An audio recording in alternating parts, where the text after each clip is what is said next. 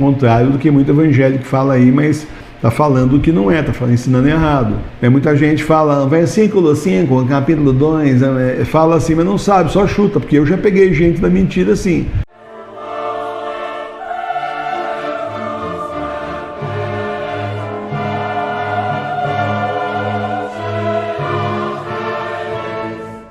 Salmos da Bíblia do século XVIII.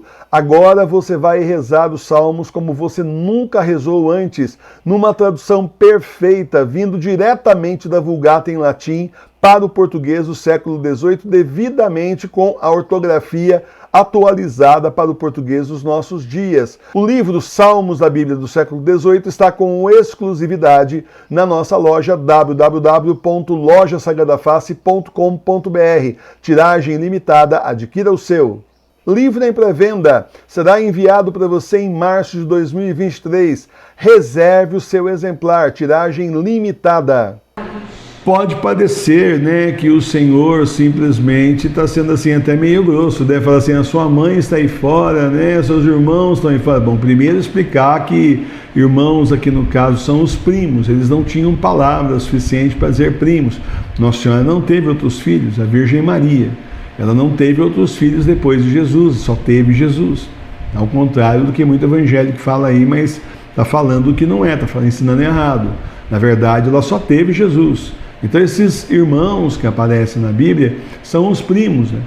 São os primos porque lá eles não têm tantas palavras como nós temos aqui, inclusive para a parte de parentesco. A língua portuguesa é muito rica, gente, inclusive é uma das mais difíceis de aprender. Não tem estrangeiro que não venha para o Brasil ou que faça curso de português lá fora para vir para cá e não diga a mesma coisa, que a nossa língua é uma das mais difíceis do mundo. A gente não acha, mas a gente está aqui desde criança, né? Nós aprendemos aqui, né? A nossa cultura é essa aí, então a gente conhece a linguagem, alguns mais, outros menos, mas nós estamos inseridos na cultura local que fala português, que na verdade já é chamado aí fora de brasileiro, porque o português nosso é diferente do português de Portugal, tem muita diferença de um para outro, não só no sotaque, mas em palavras também. Não transparece isso na Bíblia, do século XVIII não transparece nada. Mas no mais, você pega um Camões para você ver o que eu estou falando, né? Aquele poeta lá. Então, não pegue também, essa foi a sua forma de dizer, se você conhece, ótimo, se você não conheceu, não perdeu nada. Então, veja que é assim, o Senhor não está sendo grosseiro, mas a pessoa que está aqui falando, em que tom que ela está falando? Jesus no meio de um monte de gente, a pessoa vem ao pé do ouvido e fala, olha Senhor, tua mãe e teus irmãos estão aí fora e querem te ver, mas aí ele não responderia alto para todo mundo ouvir. Seria uma coisa de pé de orelha, conversa em pé de orelha, fala, já vou já, estou aqui pregando, daqui a pouco eu vou, Isso aqui não foi ao pé de orelha, isso é para ele responder em público, sabe? O sujeito chega lá, tua mãe, teus irmãos, humilhar o Senhor, né? Mas você sabe, criança, mamãe chegou, vamos embora. Porque tem gente que é assim, tem gente que para minar a autoridade da pessoa faz de tudo, faz ou não faz? E eu acho que isso foi assim, porque pela resposta que ele dá, no tom que ele dá, ele não está desrespeitando Nossa Senhora, ele está dando na testa do lerdo que vem falar abobrinha para ver se ele para de pregar, né? Ali pregando, curando as pessoas e tal, e o indivíduo vem lá e aproveita, bom, agora eu vou derrubar daí o topete, né? Jesus não usava topete, mas só para você entender a linguagem, né? Um exemplo, né? Então, você entendeu? E aí ele responde, muito lindo. A resposta do Senhor não é assim desrespeitosa, mas antes é muito linda, porque ele fala, minha mãe e meus irmãos são aqueles que ouvem a palavra de Deus e a põem por obra. Então, aqueles que são da família de nosso Senhor Jesus Cristo são aqueles que ouvem a palavra de Deus e põem em prática. Não adianta só ouvir. O sujeito sabe a Bíblia inteira. Muita gente fala, versículo 5, capítulo 2, fala assim, mas não sabe, só chuta, porque eu já peguei gente da mentira assim. A pessoa falar o livro, o capítulo, o versículo, para piorar, a gente estava com a Bíblia na mão, na bolsa, sei como é que foi o negócio, você abrir, vai, cadê, como é que é, vai procurar, não tem nada a ver com, então me enganei. Eu sou evangélico que gosta de posar, que decora os versículos, né? Mas não adianta a pessoa decorar versículo, não adianta a pessoa simplesmente decorar a Bíblia inteira e não praticar. Não adiantou nada. Conhecimento não praticado não resolve absolutamente nada. Nós temos tantos exemplos que podiam dar de pessoa que sabe o que tem que fazer, mas não faz.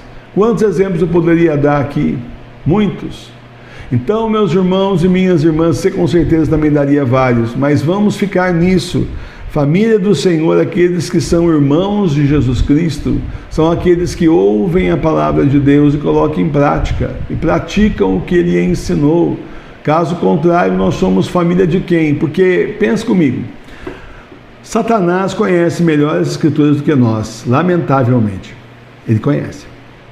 Mas o que adianta? Ele é o diabo e está no inferno. O que adianta? Não pratica. O que adianta ele conhecer? Não pratica. Mas é claro que não. Ele tem um ódio terrível de Deus, quer derrubar Deus de qualquer jeito, como não pode, fica tentando acabar com a criação de Deus, que somos nós mesmos. Então, quer dizer, conhecer, o diabo também conhece daí nada. Conhecer, tem gente que vai estudar a Bíblia para nos combater.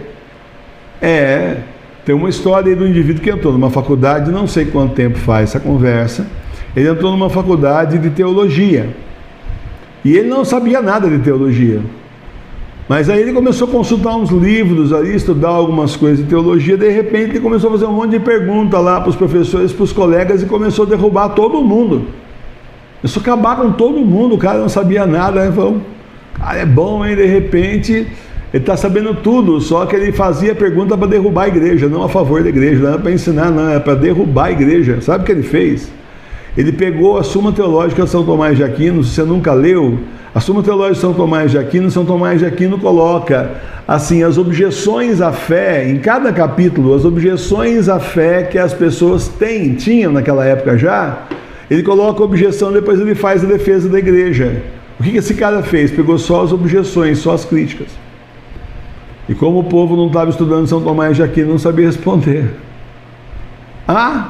Certo? Então é assim, não adiantou nada. Ele também, para a conversão dele, não adiantou nada. Ele bancou o esperto lá, tal. Bom, a igreja continuou e ele, se continuou nesse caminho, está no inferno, grande porcaria. Não adianta só saber, tem que colocar em prática. Não adianta. Tem que ser colocado em prática. A palavra tem o poder de mudar a nossa vida se a gente se dispor a vivê-la. Se a gente fizer força para vivê-la, se nós fizermos força para abandonar as coisas do mundo, a mentalidade do mundo, e passarmos a viver segundo a palavra de Deus, ela transforma a sua vida, transforma o seu coração e transforma a nossa perdição em salvação. Então, quem é católico tem que viver diferente.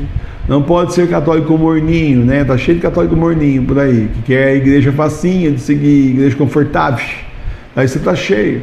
Não adianta, tem que ser católico assim, quente, aquele que vai, pega a palavra e vou colocar em prática, e pede ao Espírito Santo que mostre como colocar aquilo em prática, e vai estudar o que os santos da igreja ensinaram, vai estudar o Evangelho à luz do Espírito Santo, enfim, vai tentar ao máximo colocar em prática, adequar a sua vida a tudo que o Senhor ensinou. Fica a vida velha, aquela vida do mundo, para lá, para fora, enfim, jogada fora, e entra no lugar da vida nova que segue os passos de nosso Senhor e o que Ele nos mandou. Nesse sentido, a imitação de Cristo ajuda muito. Nós temos um irmão que todo dia coloca a imitação de Cristo lá, nos grupos, né, da paróquia. É boa coisa para você ler, caso você não tenha um livro, não tem tempo, mas mesmo que você já tenha lido, esteja lendo em casa também, não tem problema, leia, porque a imitação de Cristo é assim valiosa. Depois, eu já vi imitação de Maria e de São José. Eu quero, vou lançar para a gente essas coisas aqui, para a gente ter aqui na paróquia também, tá certo?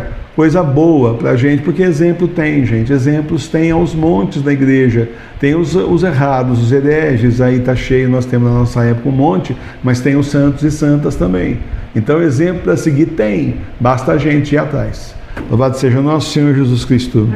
Não deixe de ser católico, reze em casa. Monte aí na sua casa o altar da igreja doméstica e venha rezar conosco. Nós somos católicos apostólicos romanos, unidos ao Papa Bento XVI, e rezamos em casa nas igrejas domésticas. Nós somos a paróquia Sagrada Face de Tours, a paróquia espiritual das igrejas domésticas. Reze conosco, todos os dias às 18 horas, nós temos a hora do terço, do Santo Terço, e todo domingo nós temos às 9 horas da manhã a nossa celebração litúrgica com comunhão espiritual. Vem para a paróquia Sagrada Face de Tours rezar conosco nesses tempos que são os últimos, são os tempos do Apocalipse.